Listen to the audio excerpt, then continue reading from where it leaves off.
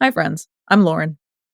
And I'm Katie, and welcome to Okay, but Did You Know? A podcast where we talk about the TV and media that we love with a friend who's never seen it before. Today, we're recapping and chatting about Once Upon a Time, episode 316, It's Not Easy Being Green. This episode aired on April 6th, 2014. It was written by Andrew Chambliss and was directed by Mario Van Peebles. And fun fact, this is the 60th episode of Once Upon a Time, which makes sense, because the 50th was 306. So do I get to laugh when it's the 69th episode? I'll let you know when that is. Yes. Thank you. So before we get into our recapping and chatting, let's go over a synopsis for It's Not Easy Being Green. In the Enchanted Forest.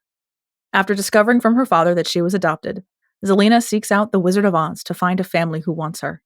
She learns that she was given up as a baby and that her sister thrives. Using the silver slippers provided by the wizard, she travels to the Enchanted Forest and convinces Rumpelstiltskin to teach her so that she can cast his curse. But it soon becomes clear that she is ill fit for the position, because to cast the curse is to sacrifice the thing one loves most. And the one Zelena loves most is the Dark One. Determined to be chosen by him, Zelena travels back to Oz to convince the wizard to send her back in time to change her past.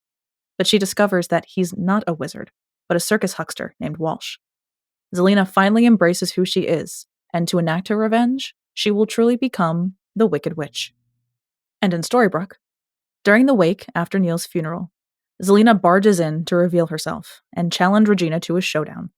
She has one day to prove to herself that they are sisters, and when Regina finds a letter from the Dark One to her mother, she knows it to be true. During the showdown at the center of town, Zelena reveals that what she's after is Regina's heart. Luckily, Regina had enough wherewithal not to bring it with her, instead hiding it in the woods with Robin guarding it for safekeeping. This setback does not deter Zelena, for what she's cooking up isn't a curse, it's a second chance. It was really funny watching this after Wicked. Yeah, it's real funny timing for us because we're deep in the season of the witch because we had Agatha all along and then the Wicked movie and now we're into Zelena's arc, and I feel the need to just remind people that thanks to Agatha all along, we know that It's Not Easy Being Green in Latin is Esse Viridis non est Facile, which is the spell they used that summoned, we use in quotes, Rio. That'll just be your title then. Did you know Latin words? Honestly, that's not a bad idea. idea. How good is that? That's a good idea. Just, did you know? There you go. You have to do it now. You're obligated. At this point, yeah, unless we come up with something funnier in the next 45 minutes. Knowing us, it might happen. Yes. Would an infant be cognitive enough to be able to perform that level of magic? It's a bit much, I will say that. I'm gonna, given the fact that Zelena is in fact not that old, she's probably days or weeks old. It's a bit much to have that cognitive reasoning, but baby has magic. She's special. Because infants can't even see that far. She real special.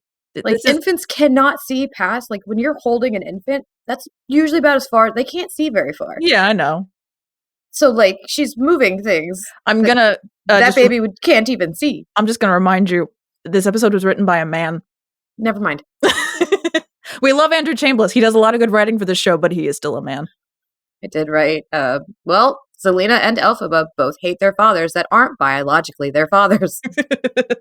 Yeah. And the father, I think he's the woodcutter, I think is what they just refer to him. I don't remember what they refer to him as anymore.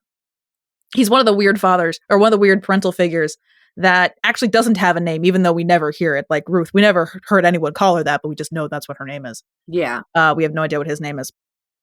But he's so angry at a girl who she does nothing. She just exists. She's not even green yet. Exactly. He just decided, because Oz is a weird place with magic in that it's not steeped in the world. It's a realm of story, but it's not like the Enchanted Forest where magic is everywhere, so they don't fear it. Oz is a little closer to the land without magic, where they deeply fear magic, which is interesting because wizard. Yeah, I did. Yeah, you already know the first line I wrote down, I'm sure.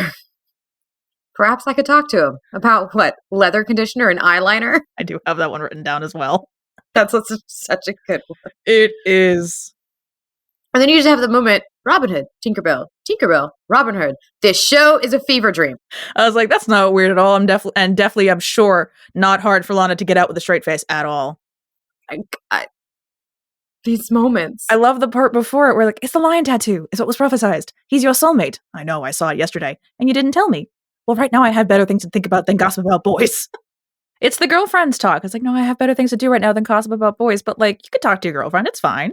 Which you saying that though, I wanted so bad for that to be end kiss moment, but no, they had to make them sisters because that the tension between the two actresses, and I'm just sitting here and I'm like, they're sisters, they're sisters, they're sisters. Okay, so like, so you see where I'm coming from when I say the Wicked Queen that I wrote is mostly because of Lana and Bex. The characters are sisters, yes, we get it, but like at the same time, I had that moment of like, and wait. It's like it's the kind of thing of like, well, like, what do you do? Like you said, they weren't raised together, so just really matter. Remember when you said you had to wait till we said something funnier? How long did that take? Here's the thing: we're gonna have a lot of options, I think, for the title for this episode. Because this episode, it's a fever dream, but it's also, I think, one of the best episodes of this arc. I think since like Witch Hunt. It's honestly. Because then I just have the line, I think I would remember if my mother told me she had had a love child with a scarecrow, and I'm dead at this point. Deceased, done, dead. Like I love Regina's costume though throughout this episode because I forgot about I believe what the fandom referred to that jacket of is the Cookie Monster outfit. Oh yeah, all the blue with the scuba suit underneath it. Like just like the way the patterning of that dress is, it's a great costume. It is. I really enjoyed her in this. Like just her completely in this. Like I just leaving her heart with finally give her happiness. Damn it. She'll get there. I got really excited about the silver shoes because I am a child. Sparkly shoes.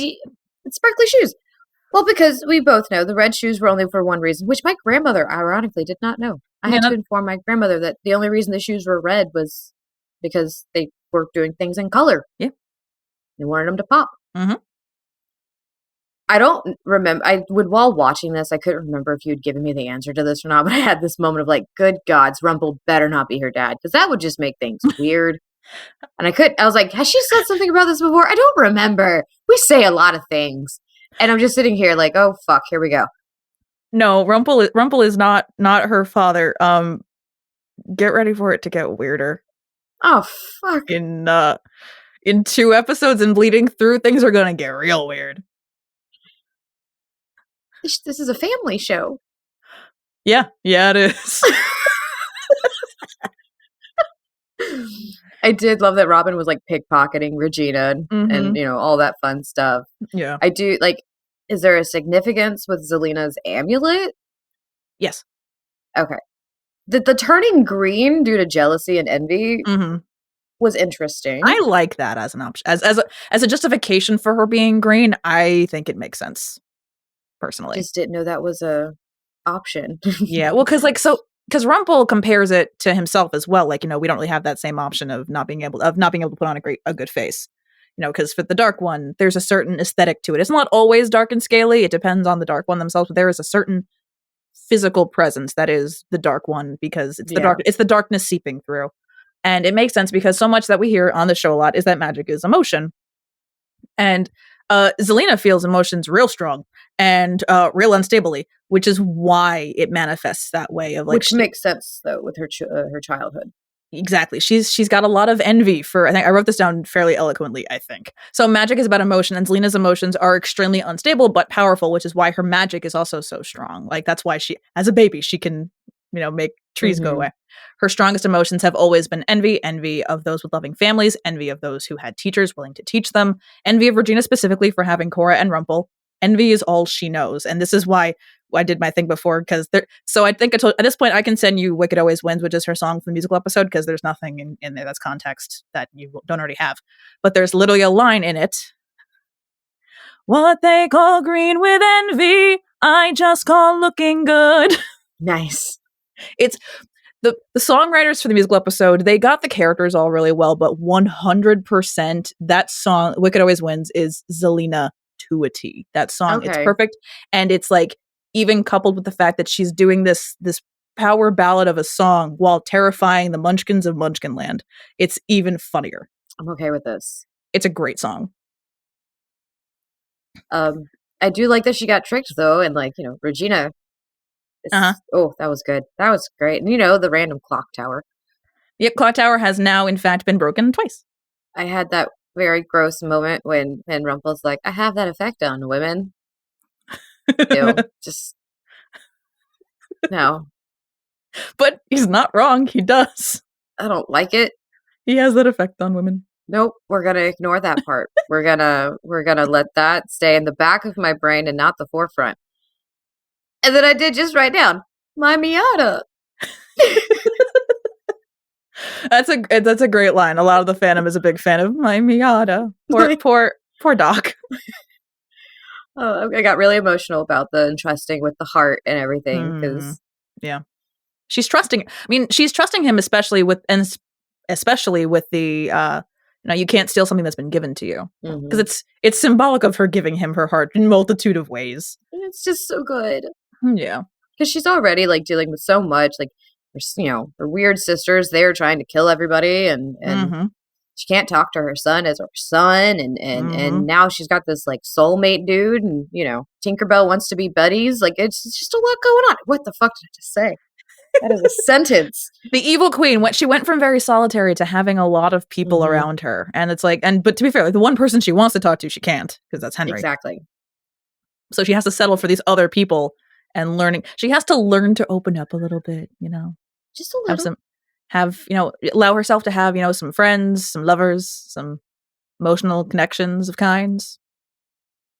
But yeah, and then Walsh being the wizard, like, okay, yeah, okay. That's why he's a flying monkey. Which I love that she just I know what I know it's the storyline, like it's flying monkeys, it's what it is. Yeah. But it's so funny that like if you look at it from a different perspective, I'm like, that's what Zelena thought first. Monkeys with wings. Well, she saw it on his poster. Did she? Yeah, it's on his poster. I didn't know that. Yeah, that's like right before she says like a trained circus animal, they show the poster. I have a list of what's on the okay. I have a list I didn't see that. Yeah, I have a list of the different things that are on his circus poster. See, you pay closer attention than I do. That was a time. If that's what she thought of sight unseen, that would be a little odd. Like, where's our brain? Hilarious. Unless there had been like a part of the flashback where like she had read a story about flying monkeys, that'd be one thing. But yeah, she's right as she says, like a trained circus animal is when you see her looking at that on the poster. Okay. Yeah, that happened. Yeah. That all happened. It's a fun episode. It's a good time. Obviously, the reference of in the title, which yes is Esse Viridis non es Facile, is for those who don't know this, who haven't listened to our Agatha All Along special. Which, if you haven't, if you'd like to, which to be fair, this is months later, but if you're still looking for Agatha content, that is, I will plug that special forever. That is our special that is titled "Did You Know That Serial Killers Can Be Mothers?" Where we go over the entire season that is Agatha All Along. But that phrase is a reference to a lyric from the song Bein Green from the Muppets, which is sung by Kermit the Frog. I felt so good when I was doing the show notes for our last episode. I was able to plug some of our episodes because we talk about them. And I got really excited. I was like, we've made enough episodes. We got to plug the other ones so people can find them.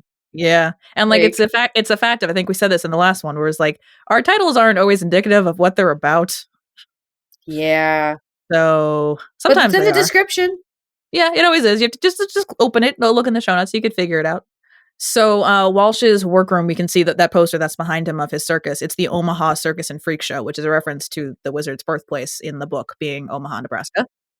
When in the test, when Zelena is blindfolded and she has to use her magic to find him, he says "ding dong," which is a reference to "Ding Dong, the Witch is Dead." The circus acts that were listed on Walsh's poster. There is the Sorcerer's Black Tent. I'm guessing that's the name of the tent.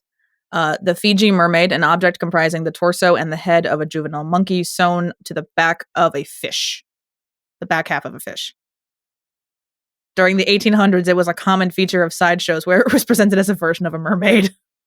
Yeah, freak shows are not good for anybody.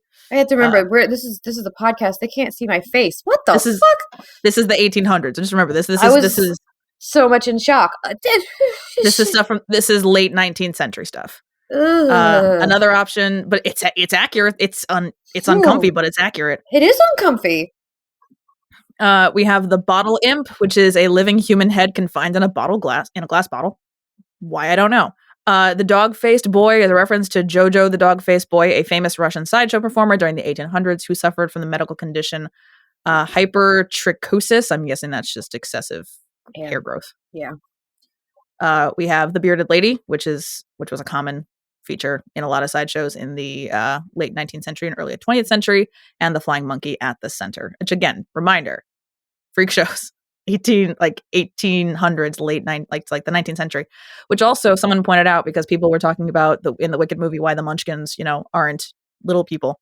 Like the point that the person in the video made was they were never little people. The reason why they are portrayed that way in the original Wizard of Oz is freak shows were still very popular.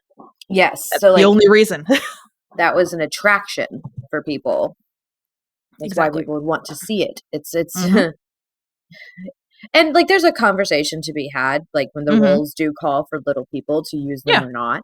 Mm-hmm. But I think with something like Wicked, no. Something like Snow White and the Seven Dwarfs, yes. Yeah, I have thoughts on that live action. I'm fully I'm firmly in the thing of every time I see that trailer, I want to see it less and less. Same. So like that's definitely a case of that's a Disney Plus paying no money for it kind of thing. That's not going to see it in the theaters. I love Rachel Zegler. Love her. She's got a beautiful voice. She can really act. She did a phenomenal job with Ballad of Songbirds and Snakes. I'm sure she signed on to this before realizing who the whole cast was and, how they were going to do everything. So I don't really blame her. But CGIing the dwarves? I don't know. Are you kidding me? I don't know. Anyways. Back to fun facts. Sorry, I had to get that out. No, you're fine. So like we said before, the Silver Slippers are book accurate rather than movie accurate because Amazon, because Amazon does own MGM. Neither of them are. Yeah, I didn't know that either. That makes me go back to a certain thing we read where I'm like, I know. Oh, I looked into it. But since ABC is not under either of those umbrellas, they weren't likely getting the rights to the Ruby Slippers. But also, like we said, the Ruby Slippers are only read in the original movie because they wanted them to pop in the Technicolor world of Oz. So this is our first flashback, like Enchanted Forest flashback, this entire arc. We haven't gotten one that's like backstory flashbacks. I mean, technically, we like a full backstory thing since the New Neverland. So since that would be 310, because 311 had all those little vignettes that we had. So like, which is like, this is one thing with the pacing of this season that I like that they did, rather than what they did for a good chunk of the beginning of season 2, which was basically having 3 timelines going at once. Is in every episode you see Storybrooke present, Enchanted Forest present, and flashback Enchanted Forest, and just made everything feel kind of rushed every episode.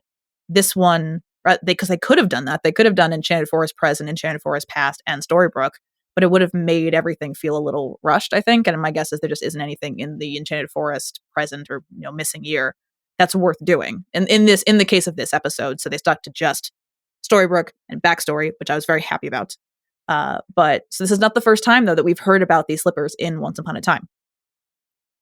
So the way I put this in our timeline for you, it's just before the Doctor, which is episode 205, because in that episode, Rumpel had sent Jefferson after Slippers, but when we see them, Jefferson said he'd heard talk that they'd already moved on to another land.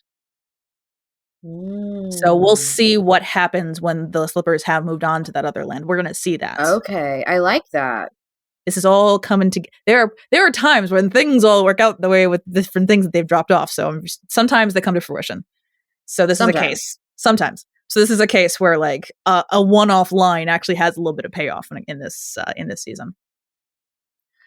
So, and there's another case with the international titles. Half of them are exactly the same as English, and the other half are green with envy, further spoiling the reveal at the end of the episode. French or German? French and German. French, German. I think it was French, German, and Finnish are all green with envy, I think. The Dutch, really? Finnish. Aren't they Dutch? They speak? No. I don't know. Nope. I'm wrong. Finnish.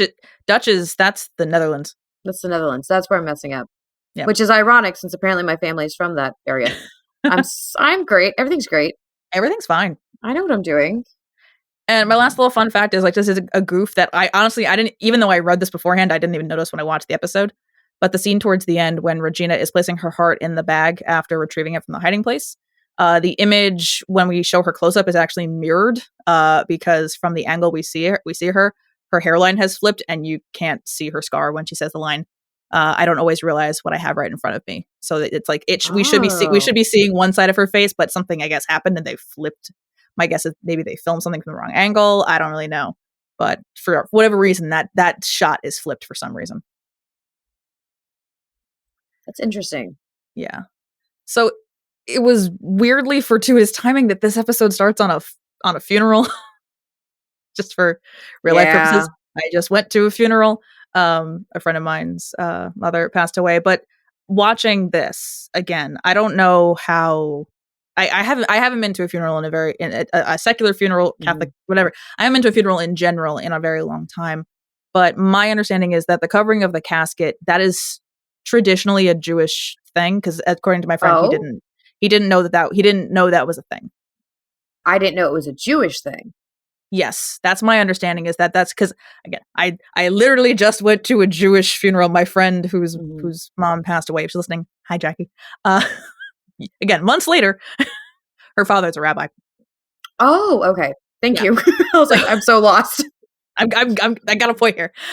So as he was talking at the funeral, he was talking, and I didn't know the meaning behind it. I just knew that we did this. But traditionally, the reason why the mourners cover the casket before you say the mourner's Kaddish, the prayers, it's a mitzvah to bury our own. And like we traditionally bury our own, like the funeral, like the burial is not over until the pile of dirt next to the gravesite is in the grave by everyone that's there. So it's a selfless act to help the dead rest in peace. And it's considered a mitzvah to participate if you're able to. And traditionally, the family cannot begin mourning until the casket is covered. It's like usually what ends up happening is like the family will start, and then the rest of the participants there will start to cover the casket, and then the people that run the cemetery will do whatever like top lining thing they have to do, and then you just go. They say the mourner's Kaddish, and then you keep going back to whatever, to the burying of the rest of, filling in the dirt in the grave is the best way I can phrase that. But it does, having Killian start it is very symbolic of how he felt like Neil's father to some extent. Because traditionally, it's the immediate family who start the burial process. Okay. So I keep finding these things more where I'm like, there are things that they pulled from Judaism on purpose. That's what it feels like, at least. Okay. Well, I knew that was a thing. Did not know it was a specifically Jewish tradition. Yes. We didn't do that at my grandfather's funeral. But he had a military funeral, so yeah.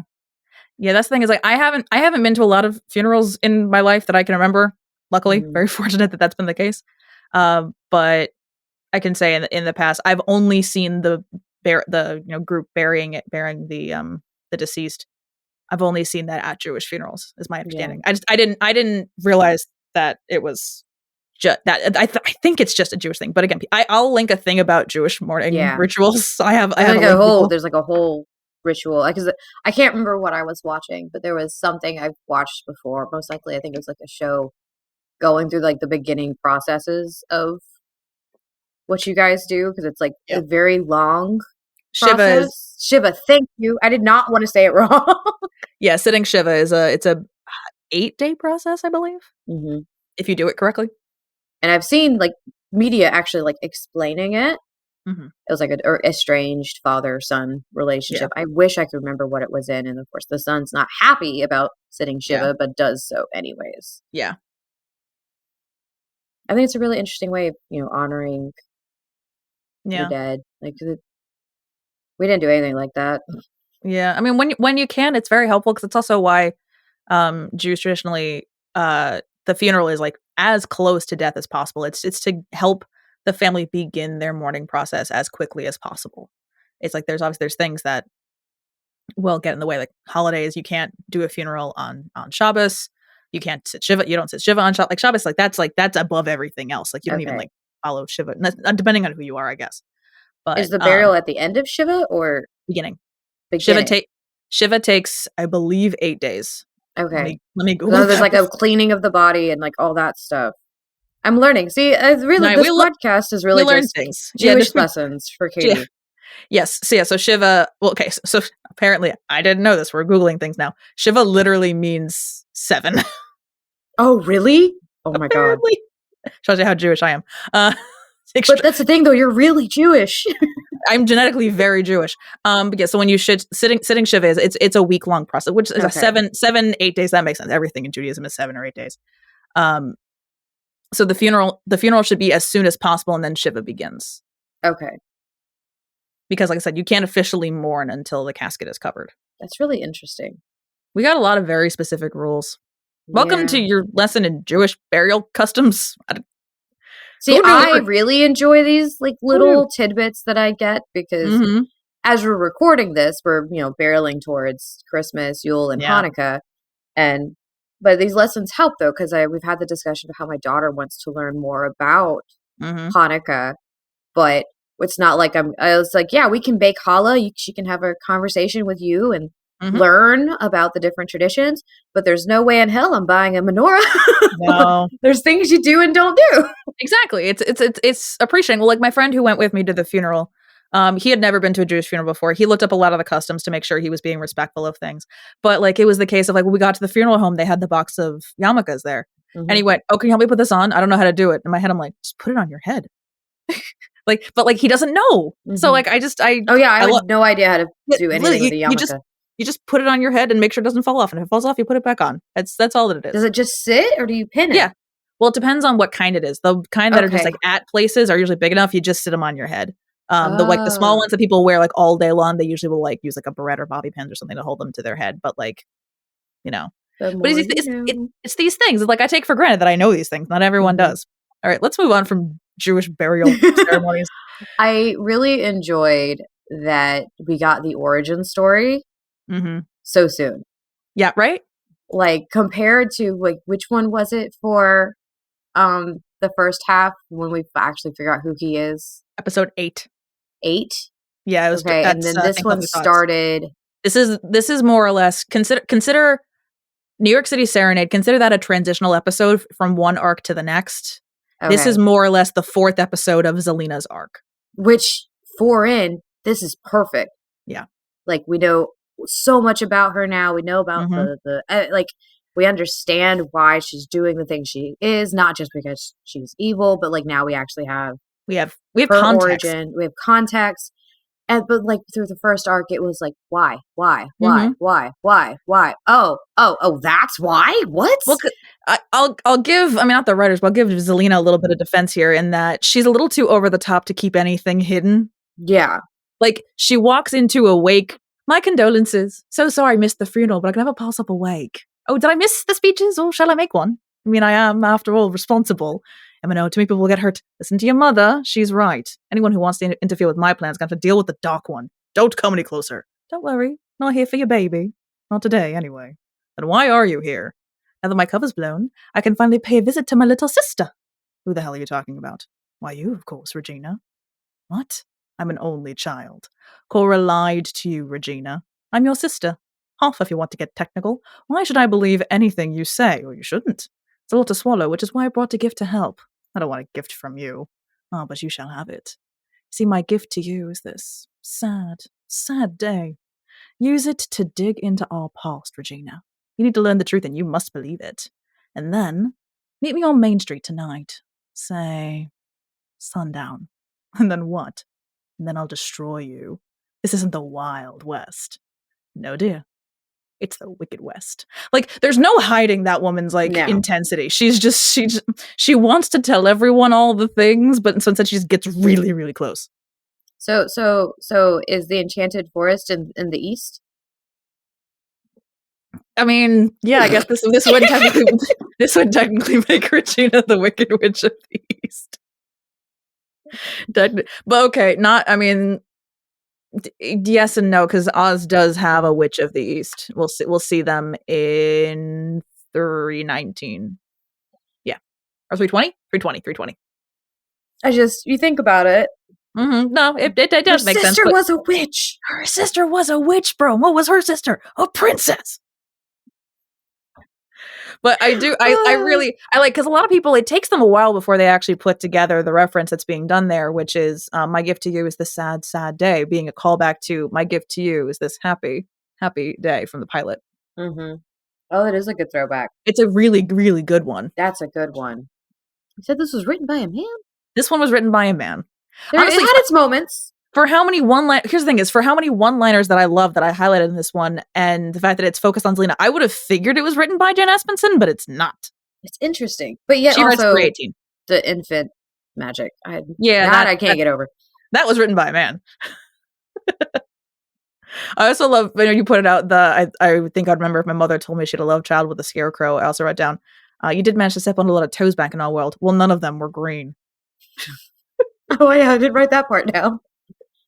I just love it. I do enjoy that, like, there are only so many different ways you can really imagine this story. Mm-hmm. And so some things, Wicked and Once Upon a Time, get pretty much the same. Yeah. It's like, how many different ways can you do this? This is true. And, like, this is also a case of, like, making her, the daughter of the Queen of Hearts, the sister of the Wicked Witch of the West. It is making it different. It is. That part's different. To an extent, it is making it different. Okay.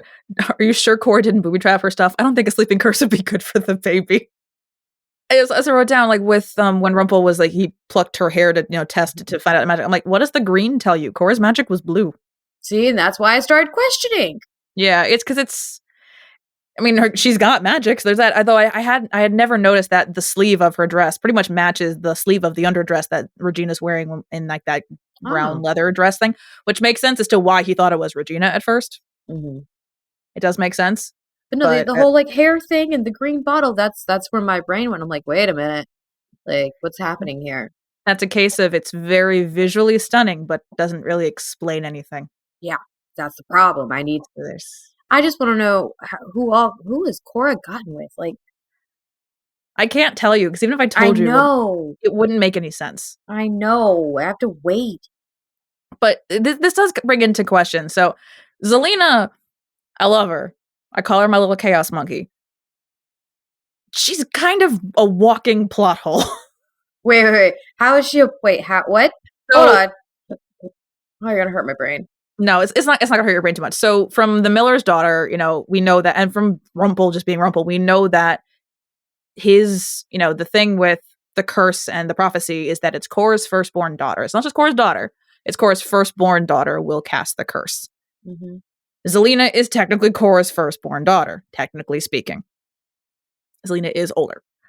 So, like, her existence and her not being the one to cast the curse is a thing. This is a case of where I do a lot of mental gymnastics, but at the end of the day, it's because season 1 writers weren't thinking about season 3 and they just figured it's fine. So my mental gymnastics for it, though, is that in her mind, and we'll see this in 318, with how Cora leaves Zelina to be taken up by the cyclone. I mean, she doesn't leave her to be taken up by a cyclone. Whether Zelina conjured it or not, it's always unclear. Ooh, okay. Because of distress. Yeah, like it's her magic manifesting in a lot of heightened emotions. It takes her to a world, but that would imply that she could portal jump whenever she wants. So it's always unclear. But we'll see in that Cora never considered Zelina her daughter. Ooh, that's the thing? Is like, just because she is the first daughter she gave birth to, does that truly make her firstborn daughter? So, like, I love her. She is a walking plot hole, and she continues to be a walking plot hole. But I love her anyway. She's too much fun to hate. She's way too much fun. Like, there's just, like, how can you not watch her just get ready for her wicked showdown and, like, not love her and just, like, what the hell did I ever do to you? Isn't it obvious? You were born. And, like, she's one of those villains that I'm not like, don't just defeat her, heal her so that she stays. Exactly. So I want her to stay. Here's the thing. Unlike Peter Pan. I know. Zelina is much like Killian. She's kind of a cockroach. You kind of can't kill her. She keeps coming back. I'm okay with this. So just leave that in the back of your mind as you watch this season, and know that she is in every season through the end of the show. Okay, I'm okay with this. Just keep that in the back of your mind as you keep watching this. because the stuff that she does against the heroes in this, and I say this all the time about how it, who gets the redemption when and why. The stuff that she does to our heroes, for the most part, is stuff that can only be healed through time. It can be healed through her trying to be better. It can be healed through her doing certain things. But it takes time, which we do get. But it's like the time that really solidifies her as part of the group is that time jump between season 6 and 7, because there's a significant time jump between those seasons. So it's like the time is there. So like the relationship they end up with in that last season makes perfect sense given how much time has passed. Okay. So just keep that in the back of your mind. See what happens in the next 3 years. There you go. Well, I'm looking at this and I'm like, okay, this is at least 6 more weeks. Yeah. But in 6 weeks, it'll be like my birthday. Mm-hmm. Oh, thank goodness. There's my birthday present. We're done with the season. We say it just because this one does take longer, but that's because it has to. Yes. Bob's you can bust out. Yeah. Plenty each week. No, exactly. This one, they take a significant amount of time. I'm okay with this, though. It's a good show. Like, I am enjoying it. And I'm glad you're back to enjoying it after, because I mean, Pan, like, hard. Well, the episode that went out this week was our episode about Dark Hollow, which gave my first 0 for a category. Yeah. And like it's that thing of like that tells you everything you need to know about how we feel about, or at least how I feel about that arc. In that, because like I would say it's the whole season it averages out to being just kind of average, because you have some really low lows and some really high highs. Like this half of the season has multiple 30s. It's great. And the first half had multiple zeros, like multiple zeros for a category, not for the whole episode. Yeah. But it's just it's a weird. I don't think we're going to see this kind of disparity, at least in my scores, ever again. Like I think with seasons, I tend to be fairly even keeled throughout both arcs for the rest of the show, so it's not as much of a thing. But I did notice this time, back to my notes, Zelina's outfit when she gives Rumple the meat pie is a replica of one of Regina's. Oh goodness, she really. I don't know jealous. I don't know if it's the exact. I don't know if like they use the exact same costume, because she stole it. Well, Lana and Bex just aren't built exactly the same, so I don't know if it would even fit. But because Bex is significantly taller than Lana, but it's like she clearly. It's the thing though, timing wise, it's before Regina would have worn a dress like that, because it's very reminiscent of, I believe, the dress from The Heart Is Lonely Hunter. It's that red velvet dress. Okay, that's well before Regina would have ever worn it. So it's interesting. It is interesting. But it is definitely, it's a dress that looks a lot like other Evil Queen outfits. It's just we're too early in the timeline for her to be Evil Queenie. I still like the comparison though. Yeah. So there is that, But you said before, I have that effect on women. Like, you think I love you? I'm a perceptive sort. You're insane. But yeah, the thing Zelina loves most is Rumple fucking Stiltskin. And I don't like it. No, we have certain feelings about it. So, yeah. Before I go on with the rest of my notes, what did you rate this episode? Because all I have left is stuff about the fight scene, because I just love it. Plot is 10. Okay, like great plot. I love an origin story. So obviously, and character and personal are both 9s. So I did say 28. Nice. This one, like I said before, it feels like a return to form with like that. It feels like what we expect out of the show, which is half backstory of some kind that gives context, half current plot line. Nothing feels too rushed. We have enough time for everything. Unsurprisingly, I think this is a 30. No, unsurprised. Yeah, I'm not surprised. I love this episode so much. It's Zelina being chaotic. It's the Wicked Witch showdown, like our burger of the week, if I can read it properly. It's not easy being green burger comes with a wicked showdown is what I wrote down on the board behind it, because like it's just, this isn't the Wild West, no dear, it's the Wicked West, and I want everyone to be there to see the evil queen lose. I don't lose, neither do I. One of us is about to make history. See it tonight, sis. Like she's just so over the top, and I love it. No one exactly won either.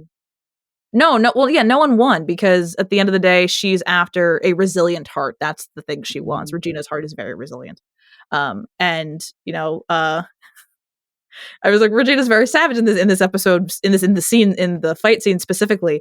Because it's like, no, our mother taught me one thing: never bring your heart to a witch fight. something you'd know if she hadn't abandoned you. Like, she's just so mean, and I love it so much. It's just like, she's so unhinged. And but it's the thing, like, you can tell Lana had fun with it because you, in that kind of space, you really have to match the other person and how unhinged they are. Mm-hmm.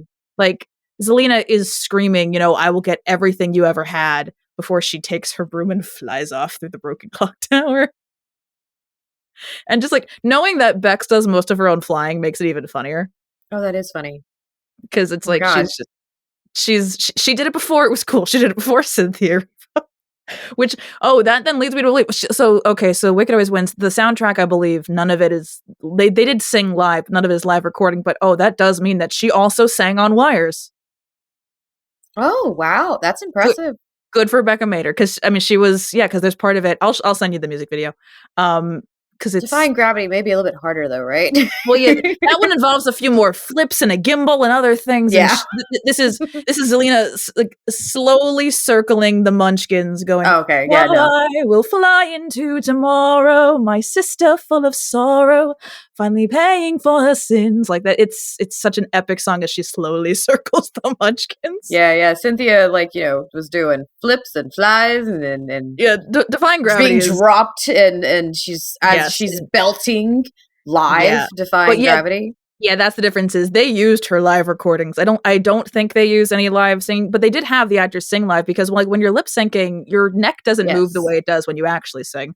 So they encourage you to at least sing. Like, you don't have to sing loudly, but just sing at all, just to make sure that things match and stuff like that.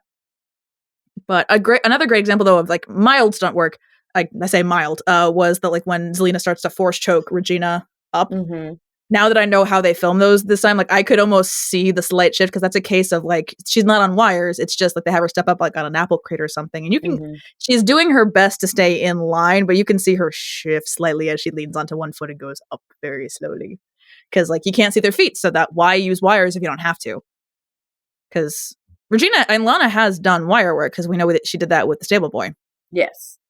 So, but it's fun to watch them do. I can't say it's fun or if it's just I know too much now. I just need to see all of Lana's work now. After I've only seen 2 things now, technically. And that's of course watching Once Upon a Time and now Why Women Kill. So. Watch Swingtown. That is what's next. Ooh. That's Swingtown. Swingtown's what's next because for those who don't know, Swingtown is where Lana plays Trina Decker, a woman in an open marriage in 1976. And for Katie has access to it because I have purchased it on Amazon Prime. And Lauren loves me and shares with me. It also is very helpful that that's where a lot of things we end up watching are on for the podcast. I just need you to go finish Ted Lasso and at some point. The Orville. Both those. I need you to finish The Orville and Ted Lasso. The Orville is one that's a case of that's a show that I put on when I can't focus on anything or I just need something to watch while I eat. That's become that show. It's Ted Lasso. A good show. Ted Lasso, I'm still just afraid to finish it because I know it's going to make me sad. Oh, it's going to destroy you emotionally, and then you're just going to be so obsessed with it, you're going to want to start over. Lovely. Did you hear this, though? This is so not on topic. Apparently Hannah Waddingham is playing the Grand Chancellor in the live-action Lilo and Stitch. She's what? You know, the alien lady from the council. No way. Apparently. I saw a thing on TikTok. I don't know how accurate it is, but if it's accurate, that's fucking perfect. I was already excited for this movie. Now I'm even more excited. Because I know people are like up in arms. They're like, oh, but it's not live action. I'm like, okay, where are we going to get a little blue alien? I mean, maybe the ocean. I don't know. Yeah, I don't really. Who knows? I'm now checking the IMDb out of curiosity. God, I was obsessed with that movie. I remember when that movie came. Oh, I'm old. Yeah, Hannah Waddingham, Grand Councilwoman. That is in fact happening. Like, here's the thing: is I was on the fence about seeing it. Now I think I have to. Oh, I was excited because, I mean, there's a lot of things that Disney's doing that I'm like, why? Mm-hmm. When it comes to live action, Stitch I think is going to be good because it's Stitch. Yeah. And yes, like while I'm like Lion King, this isn't actually live action, but all the characters are animals. Yeah, this at least has people in it. The only one that I highly doubt they're putting Hannah Waddingham in an alien suit, but still, it's at least half the cast are human. Yeah, I would say this is probably more of a case where they're likely gonna do, like, the motion capture that they do for, like, Avatar. Exactly. That's what I'm hoping they do. Oh, She's the right Hannah, height for it. she's definitely the right height for it. I'm so excited now. Oh my god. She's getting so much work. Wicked always wins, darling. Wicked always wins. Thank you all for listening. Join us next time when we discuss Bob's Burgers, Season 7, Episode 3, Tina Witch, and Episode 4. They serve horses, don't they? Don't forget to like, rate, and follow the podcast wherever you listen so you can be notified every time we publish a new episode. Follow us at OBDYK_pod on Instagram and TikTok. And if you'd like to join our Patreon, you can find the link with more details in our show notes. This has been an episode of Okay, But Did You Know? A TV and media podcast. It was hosted by Lauren and Katie and edited by Lauren.